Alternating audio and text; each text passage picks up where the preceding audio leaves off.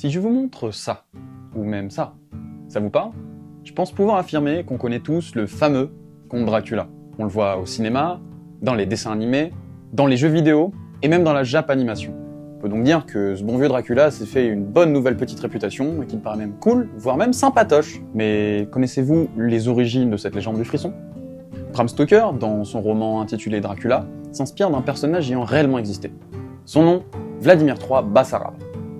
Bienvenue dans ce premier épisode de Because I'm Bad, et aujourd'hui, on va parler de Vladimir III, aka l'Empaleur.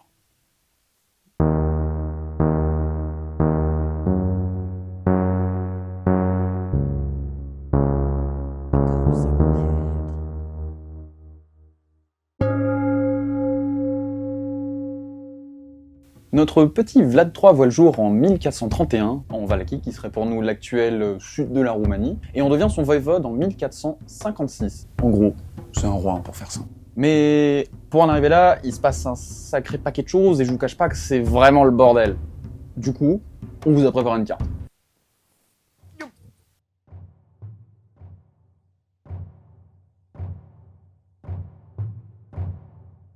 Le jour de la naissance du petit Vlad III, son père Vlad II rejoint l'ordre du Dragon, un groupe de défense de la chrétienté face à l'ennemi ottoman de Turquie. C'est de là qu'il y tient d'ailleurs son surnom Dracul, qui signifie dragon en roumain. Vlad III, son fils, hérite alors naturellement du surnom Dracula, signifiant fils du dragon. Jusque là vous me suivez? Parce que là, ça va être sport. Vlad II obtient la responsabilité de défendre la frontière entre la Transylvanie et la Valachie. Pendant 5 ans, il passe son temps à se bagarrer avec son demi-frère en s'alliant aux Ottomans pour tenter de lui subtiliser le trône. Il devra attendre que celui-ci meure en 1436 pour récupérer le pouvoir. Lorsqu'il monte sur le trône, Dracul jongle entre des alliances avec les Ottomans et les Hongrois quand cela un peu lui chante. Le sultan ottoman perd un peu patience et décide de mettre la pression à Vlad II en le forçant de lui laisser ses 2 fils en otage, Vlad III et Radu le Beau. Vlad II, sous pression, accepte le marché et en échange reçoit les troupes afin de garder le pouvoir en Valachie. Les 2 frères restent à la cour ottomane pendant 3 ans, auprès du sultan et de son fils Mehmed, où ils y apprennent l'art de la guerre turque. Radu se plaît plutôt bien dans ce nouvel environnement et décide même de rester de son plein gré en Turquie. Tandis que Vladimir, lui, développera une profonde rancœur envers les Ottomans. Malgré tout, pendant leur captivité, leur père continue de faire la girouette en changeant à nouveau de camp. Cependant, cette fois les boyards, nobles de Valachie, poussés par la couronne hongroise, se soulèvent en 1447 et le tuent, lui et son fils aîné. Nos 2 amis finiront les yeux crevés et enterrés vivants. Le trône désormais vacant, la couronne hongroise décide alors de mettre au trône un noble, du nom de Vladislav. En 1448, notre Dracula réapparaît et du haut de ses 16 ans, avec l'aide des Ottomans, expulse le nouveau voïvode de Valachie. Mais son jeune âge et son manque d'expérience ne lui permettra pas de garder son statut très longtemps. Vladislav récupère le pouvoir, mais finit par soutenir les Turcs, qui prennent Constantinople en 1453, lui faisant alors perdre le soutien de la cour hongroise. Vlad profite de cette opportunité, et en 1456, tue Vladislav.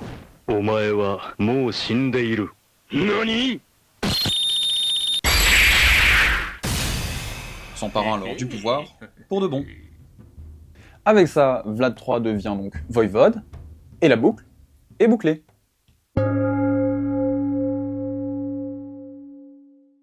Notre ami Vlad, en arrivant au pouvoir, grand homme qu'il est, décide de mettre aux charges publiques des paysans, des étrangers.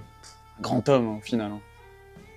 Non, en réalité, c'est surtout pour garder les pleins pouvoirs, en mettant des gens qui dépendent de toutes ces décisions, voilà. Et vous vous souvenez aussi, nos amis boyards, ceux qui ont enterré son père vivant et son frère, il décide de les remplacer.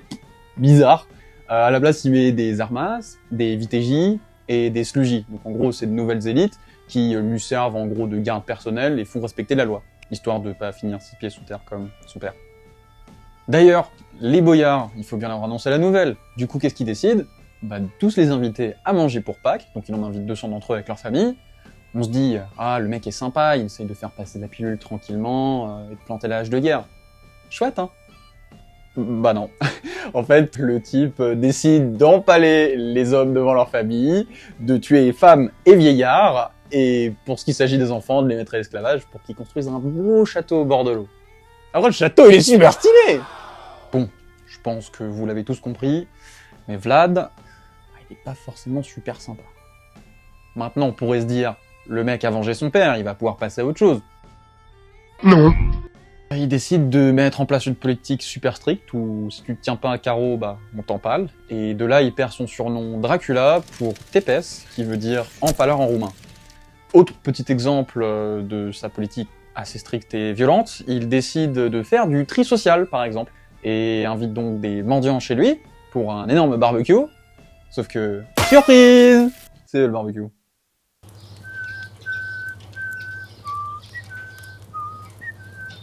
Hey Didier, tu veux une brochette? Pour vous expliquer le processus, il les invite chez lui pour un grand banquet, il les laisse entrer, les enferme à l'intérieur, et met le feu. Simple, efficace. Après, il a pas appris ça tout seul, hein. Très bon élève qu'il est, il a juste retenu ce qu'on lui a appris plus jeune en Turquie. En parlant de Turquie, tiens, Mehmet II, devenu sultan, conquiert Constantinople, qui se trouve aux portes de l'Europe. Ça s'appelait pas trop au pape Pie II, et donc appelle les Européens à partir à la croisade. Évidemment, personne n'est chaud à cette idée, parce que la dernière a été très meurtrière. Yeah, boy. Ah si, Vlad. Pendant ce temps-là, pendant qu'ils discutent tous à propos de faire la guerre ou non, les Ottomans conquièrent de plus en plus de terrain, récupèrent la Grèce et la Serbie notamment, et prennent un peu la confiance en envoyant des représentants chez Vlad, dans le but de récupérer des fonds et 300 petits garçons. Après, vous connaissez tous l'hospitalité de Vlad.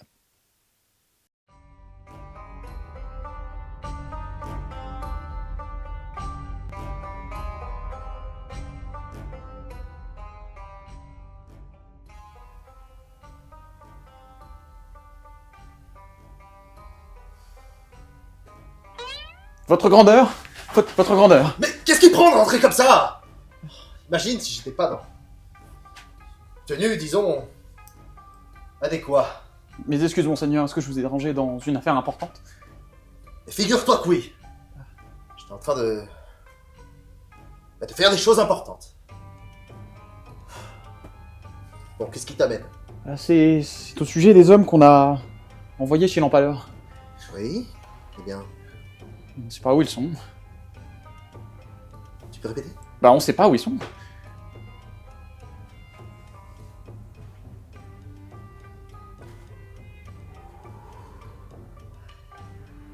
Ok. Donc... on n'a qu'à faire une chose, ok? Vous savez où ils sont allés? Effectivement, monseigneur. Eh bien... vous envoyez des hommes là-bas pour savoir s'ils y sont bien! C'est une merveilleuse idée, mon sultan. Oh oui, oui, hein, c'en est une. Eh ben vas-y! Ah, mes excuses, oui, oui. Tout de suite. Plus vite que ça! Tout de suite, oui, oui.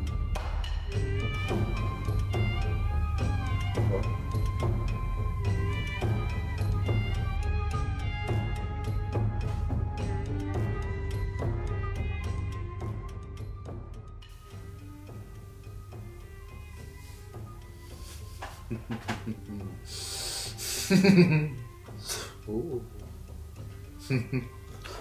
Oh.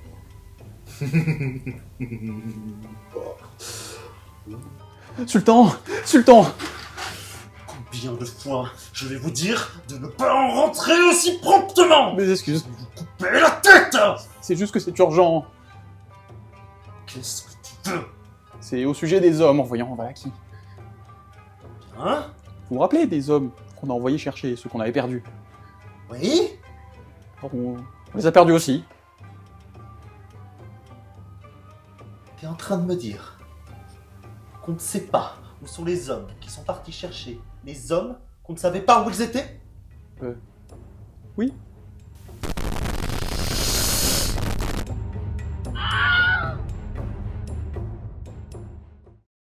Pour vous expliquer où sont passés nos amis ottomans, en arrivant à la cour de Vlad, ils ne pensent pas à retirer leur couvre-chef, et Vlad voit ça comme un affront envers sa personne, et en guise de punition, décide de leur planter des clous dans le crâne.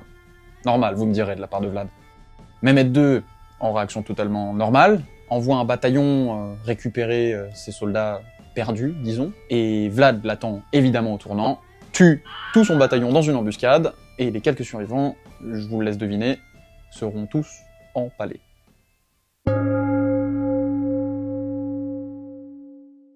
À la suite de ces événements, la guerre devient totale entre Vlad et les Ottomans. Il va même jusqu'à écrire une lettre au roi d'Hongrie, Mathias Corvin, faisant l'inventaire du nombre de ses victimes. 24 000 pour être plus précise. Il enverra même, pour faire le prouveur, des sacs remplis de nez et oreilles de ses victimes. Vous vous doutez bien qu'avec tout ce bordel, Mehmed II laisse tomber les conquêtes qu'il a en cours et rappelle ses soldats pour aller casser la tronche de l'empaleur.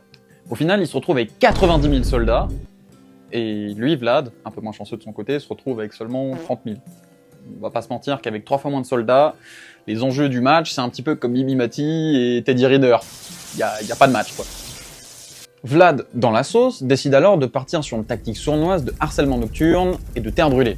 C'est-à-dire qu'il entre dans les camps en soum-soum la nuit, brûle les terres et empoisonne les puits, pour tuer, sans vouloir faire de jeu de mots, son ennemi à petit feu. Il va jusqu'à lui-même s'infiltrer dans les camps pour y foutre le bordel. Le mec est une véritable tête brûlée. Vlad, comme à son habitude, utilise une tactique axée sur la terreur, en utilisant son mode de meurtre favori, le... Allez, je sais que vous l'avez, le pal. Donc, il décide d'empaler 23 000 personnes, histoire de bien faire baler son ennemi. Évidemment, ça fonctionne. Radu le Beau, qui se trouve du côté des Ottomans, décide de faire alliance avec de vieux amis de Vlad pour tenter de l'arrêter. Est-ce que vous vous souvenez des boyards, les types dont Vlad s'était vengé il y a quelques années de ça? Bah eux, en tout cas, ils se rappellent bien de lui, et de la dinguerie qu'il leur a faite. Radu, qui est au courant de ça, joue un peu là-dessus, les contacte, et leur promet qu'ils récupéreront le statut s'ils viennent à l'aider à récupérer le trône, et au passage arrêter les dingueries de son frère. Vlad se retrouve alors dans une situation délicate, obligé de se cacher dans son superbe château construit par des enfants esclaves, entouré de toutes parts d'ennemis ottomans et des anciens nobles de son royaume. Même Mathias Corvin, qui ne souhaite pas d'une nouvelle croisade, décide de le capturer et de l'emprisonner. Enfin, de l'emprisonner. L'emprisonner. Il restera pas bien longtemps enfermé, et en sortant, il épousera même la cousine de Mathias. Bon, on se dit, le type, après tout le bordel qu'il a foutu, maintenant il a une amoureuse, on lui demande aucun compte, quand même pas en mettre une couche. Bah si. Sans blague! Il attendra patiemment la mort de son frère, qui d'ailleurs mourra de syphilis, et le jour de sa mort, foncera récupérer son trône. Les Turcs, ne souhaitant pas d'un remake du massacre de l'Empaleur, décident d'aller l'affronter une nouvelle fois. En 1476, Vlad perdra la vie lors de sa dernière bataille contre les Ottomans. Sa tête sera alors envoyée à Constantinople pour mettre fin au mythe de Vlad l'Empaleur.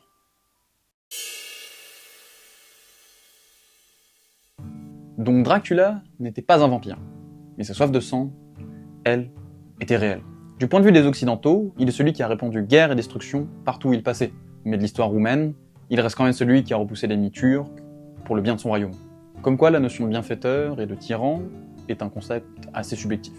Mais en remettant les choses dans leur contexte, ce bon vieux Dracula n'était pas vraiment pire qu'un autre. En observant le contexte chaotique et instable politiquement du Moyen-Âge, on se rend compte qu'il a seulement appliqué des méthodes contemporaines de son époque. Évidemment, je ne justifie en rien ce qu'il a pu faire, mais mérite-t-il vraiment son statut de monstre? En regardant plus de profondeur, il a été capable de recréer de la sécurité, de remettre de l'ordre et de s'affirmer comme une puissance économique indépendante. De mon point de vue, je préfère continuer de penser qu'il aura été un réel méchant. Il est resté fidèle à lui-même jusqu'au bout pour lui et les intérêts de son royaume. C'est d'ailleurs pour ça qu'encore aujourd'hui, on entend parler de lui dans le monde entier.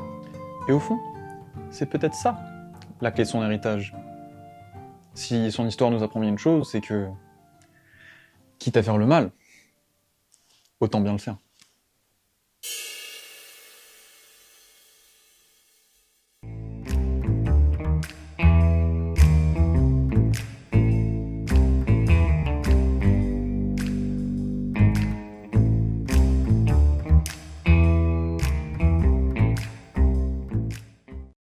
C'est ton leçon. Je tourne à la cam. Séquence 6. Fin. Prise 1. Action. Donc c'est ainsi que se finit la vidéo. On espère que vous prendrez autant de plaisir à la regarder que Vince et moi on a pu la faire. Ouais. Voilà, donc on se retrouve bientôt dans un prochain format.